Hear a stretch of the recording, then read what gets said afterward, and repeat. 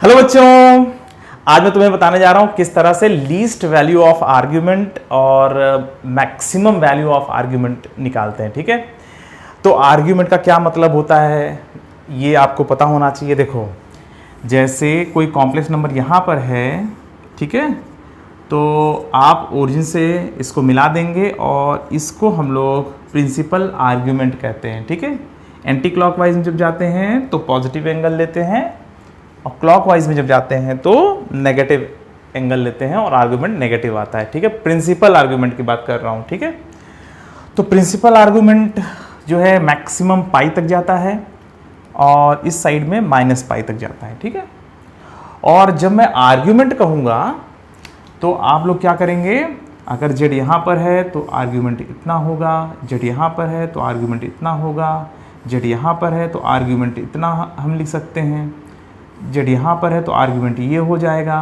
ठीक है, और अगर प्रिंसिपल आर्ग्यूमेंट लिखना है तो आप इधर से एंगल निकाल दो। ठीक है, ये सब सिंपल सा कॉन्सेप्ट है, सभी लोग पढ़े ही होंगे। और आर्ग्यूमेंट जब कहते हैं तो आप एंटी क्लॉकवाइज में चाहे एंगल लो चाहे क्लॉकवाइज में, कोई रोक टोक नहीं है, तुम चाहे जैसे ले सकते हो। ठीक है, तो अगर मान लीजिए कोई पॉइंट यहाँ पर है, इसको यहाँ मिला दिया तो प्रिंसिपल आर्ग्यूमेंट तो सिर्फ इतना होगा। क्यों? क्योंकि हम पाई से आगे तो जा ही नहीं सकते प्रिंसिपल आर्ग्यूमेंट निकालने के लिए। पर आर्ग्यूमेंट कहा जाए तो तुम्हारे पास ये भी ऑप्शन है, तुम इधर से निकाल लो, माइनस में करके आंसर लिख दो, या तुम इधर से पूरा निकाल लो एंगल, कोई दिक्कत नहीं है। जब इधर से निकालना तो पॉजिटिव में लेना, इधर से निकालना तो नेगेटिव में लेना।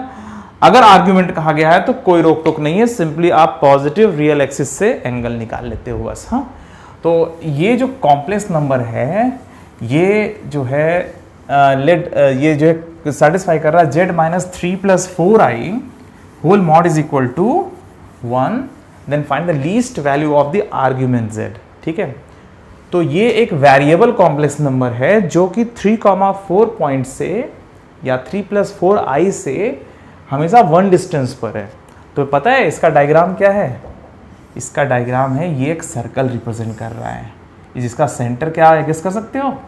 इस सर्कल का सेंटर क्या है? और अगर तुम अगर z बराबर x + i y रख दो तो ये x + 3 का होल स्क्वायर y - 4 का होल स्क्वायर बराबर 1 में कन्वर्ट हो जाएगा। अगर तुम z बराबर x + i y रख दो तो ये तुरंत जो है इस फॉर्म में कन्वर्ट हो जाएगा। ये एक सर्कल है जिसका सेंटर 3,4 है। ठीक है, और z इसके ऊपर आने वाला पॉइंट है। z जो है वो 3,4 से हमेशा 1 यूनिट डिस्टेंस पर बना हुआ है। समझ में आ रही बात? चलिए, तो फिलहाल ये जो है एक कॉम्प्लेक्स नंबर, एक दिन तुम्हारा इसमें लेक्चर ले लूंगा जिसमें जो इस तरह से लिखा रहता है तो वो क्या रिप्रेजेंट करता है, इसके लिए मैं तुम लोगों के लिए अलग से लेक्चर ले लूंगा। ठीक है, तो फिलहाल ये एक सर्कल है, 3,4 इसका सेंटर है, z इस सर्कल के ऊपर आ रहा है, 1 इसका रेडियस है। अच्छा, एक बात बताओ, अगर z यहाँ पर होगा तो उसका जो आर्ग्यूमेंट होगा वो इतना एंगल होगा, है ना भाई? पॉजिटिव रियल एक्सिस से एंगल निकालना है और 0 से 2 पाई के बीच में ही निकालना है, तो ये इस तरह से एंगल होगा। अगर z यहाँ पर होगा तो उसका जो आर्ग्यूमेंट होगा वो इतना होगा। ठीक है, इसी को हम प्रिंसिपल आर्ग्यूमेंट भी कह सकते हैं, आर्ग्यूमेंट भी कह सकते हैं। आर्ग्यूमेंट तो सब है, ठीक है, हर प्रिंसिपल आर्ग्यूमेंट है, पर हर आर्ग्यूमेंट जरूरी नहीं है कि प्रिंसिपल आर्ग्यूमेंट है। ठीक है, तो जब हम आर्ग्यूमेंट की बात करेंगे तो हमें कोई डरने की बात नहीं है, तुम बस पॉजिटिव रियल एक्सिस से एंगल बता दो, आर्ग्यूमेंट तो बस ऐसे ही बोल दिया करो, कहीं कोई रिस्क नहीं है उसमें आर्ग्यूमेंट बोलने में। तो अगर z यहाँ पर है तो ये एंगल, इस पॉइंट का जो आर्ग्यूमेंट होगा ये होगा, ये एंगल। ठीक है, यहाँ पर होगा, अगर पॉइंट यहाँ पर है तो आर्ग्यूमेंट इतना होगा, यहाँ पर है तो आर्ग्यूमेंट थोड़ा सा और कम हो गया, यहाँ पर है तो आर्ग्यूमेंट थोड़ा सा और कम हो गया। ऐसा कौन सा पॉइंट है इसमें जहाँ पर आर्ग्यूमेंट सबसे कम होगा बताओ? तो वो एक यहाँ पर पॉइंट है। ठीक है, समझ में आ रही बात?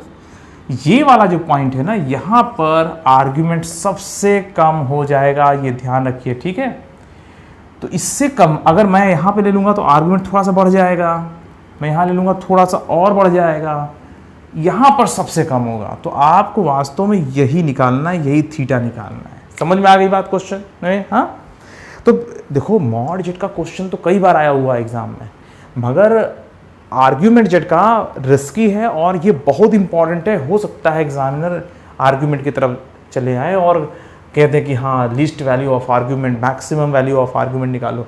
मॉडुलस वाले क्वेश्चन तो बहुत हैं तुम्हारे, तो मिल जाएंगे, किताबों में हैं, मैंने डिस्कस भी कर दिया इसके पहले। तो मगर आर्ग्यूमेंट वाला जो क्वेश्चन है वो बहुत इंपॉर्टेंट है कि मिनिमम वैल्यू ऑफ आर्ग्यूमेंट और मैक्सिमम वैल्यू ऑफ आर्ग्यूमेंट कैसे निकालते हैं, और बड़ा आसान है, डायग्राम से निकल जाएगा 3-4 लाइन में। देखो ये हो गया। अच्छा अब देखो मैं इसकी ज्योमेट्री कैसे बदल रहा हूँ। यहाँ पर ये डिस्टेंस तो 1 होगा, मैं यहाँ पर वर्टिकल लाइन खींचूँ, ठीक है, और सेंटर 3,4, तो पक्की बात है ये 3 है और ये 4 है। मैं ओरिजिन को इससे मिला दे रहा हूँ, ठीक है, और मैं इसको अल्फ़ा कह दे रहा हूँ, करेक्ट, और मैं इसको बीटा कह दे रहा हूँ। समझो ध्यान से, मैंने इसको अल्फ़ा कर दिया, इसको बीटा कर दिया, ठीक है। अभी तो मैं सिर्फ डायग्राम में बदलाव करता चला जा रहा हूँ, ठीक है। एक बात बताओ, थीटा जो है, थीटा वास्तव में अल्फ़ा माइनस बीटा के बराबर है यार? ये देखो जरा ध्यान से डायग्राम में देखो, जो ये थीटा दिख रहा है तुम्हें, ये थीटा अल्फ़ा माइनस बीटा के बराबर है कि नहीं है? अल्फ़ा माइनस बीटा के बराबर है थीटा, ठीक है। तो अब अल्फ़ा और बीटा निकलेगा कैसे? अगर अल्फ़ा बीटा आ जाए तो हमारा थीटा निकल आएगा। अच्छा, तो कुछ बच्चे समझ गए होंगे कि क्या करना है इसमें।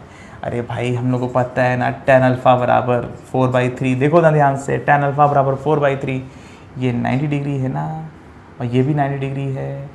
तो tan अल्फ़ा बराबर 4/3 सेंटर से निकल आया यार, tan अल्फ़ा, या अल्फ़ा बराबर tan इनवर्स 4/3, सही है, अल्फ़ा निकल आया हमारा। अच्छा इसी तरीके से बीटा कैसे निकलेगा? अच्छा ये तो 1 है ना, यहाँ से लेके यहाँ तक तो 1 है ना, रेडियस इसका कितना है? 1 है, और यहाँ से यहाँ तक डिस्टेंस कितना है बोलो?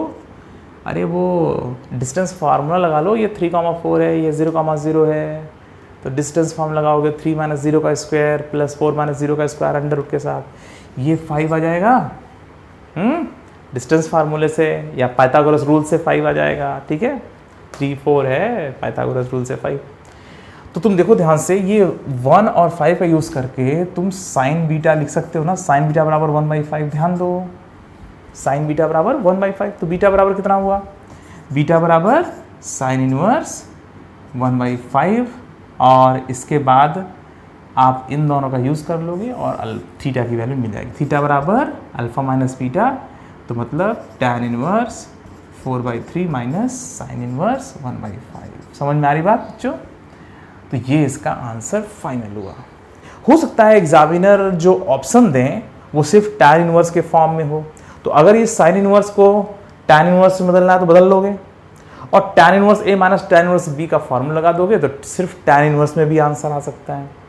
अगर मान लो एग्जामिनर पूरा आंसर साइन इनवर्स में लिख रखे हैं, ABCD ऑप्शन 4 ऑप्शन है, चारों में सिर्फ साइन इनवर्स दिखाई दे रहा है, तो आप इसको साइन इनवर्स में बदल दीजिएगा, ठीक है, और sine inverse a minus sine inverse b का फार्मूला लगा दीजिएगा, वो फिर पूरा का पूरा साइन इनवर्स में बदल जाएगा, ठीक है।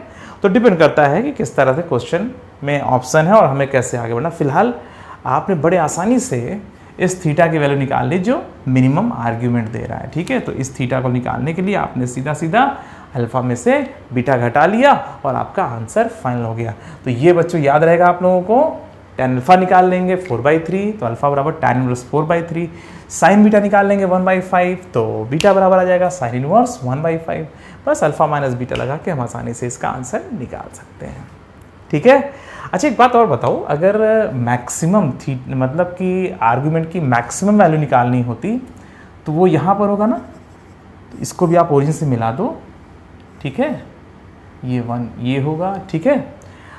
अच्छा ये बीटा है तो पक्की बात है ये भी तो बीटा ही है, समझो ध्यान से, इसको मैं थोड़ा इधर लिख दे रहा हूँ। देखो अगर ये बीटा है तो ये भी बीटा है, तो आपने अल्फ़ा में से बीटा घटाया तो नीचे वाला एंगल आ गया, तो अल्फ़ा में बीटा जोड़ दोगे तो ऊपर वाला एंगल आ जाएगा। तो आर्ग्यूमेंट z की जो मैक्सिमम वैल्यू अगर निकालनी है तो वो कितना होगा? अल्फ़ा प्लस बीटा, ठीक है। तो अल्फ़ा प्लस बीटा का मतलब क्या हुआ यहाँ पर? tan inverse 4/3 plus sine inverse 1/5 इसका आंसर हो जाएगा, ठीक है। तो आर्ग्यूमेंट z की अगर मैक्सिमम वैल्यू निकालनी हो, देखो मिनिमम का मैंने क्वेश्चन लिखा हुआ है पर मैं मैक्सिमम भी बता दे रहा हूँ कि अगर तुम इस वाले एंगल में से इस वाले एंगल में से ये एंगल घटाते तो नीचे वाला एंगल आता है, तो ये एंगल और ये एंगल जोड़ दोगे तो उधर वाला भी आ जाएगा। और सिमेट्री से हमें पता है कि ये वाला एंगल और ये वाला एंगल आपस में बराबर होंगे, सर्कल में ये एंगल और ये एंगल बराबर हैं, तो जाहिर सी बात है जब हम इतने में से इतना घटा करके इतना पा रहे हैं तो हम इतने एंगल में ये घटाएंगे नहीं, अब ये जोड़ देंगे, इतने एंगल में से इतना जोड़ देंगे तो हमें पूरा एंगल मिल जाएगा। तो अल्फा प्लस बीटा कर देंगे तो हम आर्गुमेंट जेड की मैक्सिमम वैल्यू भी निकाल लेंगे। ठीक है, तो बच्चों ये याद रहेगा ना। चलिए ठीक है, इसको अच्छे से नोट कर, आप लोग नोट कर रहे हैं कि नहीं सब कुछ? ये सब नोट करते रहिए। मुझे जो लगता है कि बहुत इंपॉर्टेंट है मैं वो सारे क्वेश्चंस लगाने की कोशिश कर रहा हूँ और लगाते चला जाऊँगा। ठीक है, तो आप लोग ये जो जितना हो जाए इन सब को अच्छी तरीके से नोट करके रखिए और इसी को अच्छी तरीके से रिवाइज करते रहिएगा और मैक्सिमम क्वेश्चनों में आपको फ़ायदा होना चाहिए, ऐसा सोच के चल रहा हूँ। बाकी अपना काम है कि जितना हो सके उतना मैक्सिमम कर डाला जाए इसमें। ठीक है, चलो बच्चों फिर मिलते हैं, बाय बाय।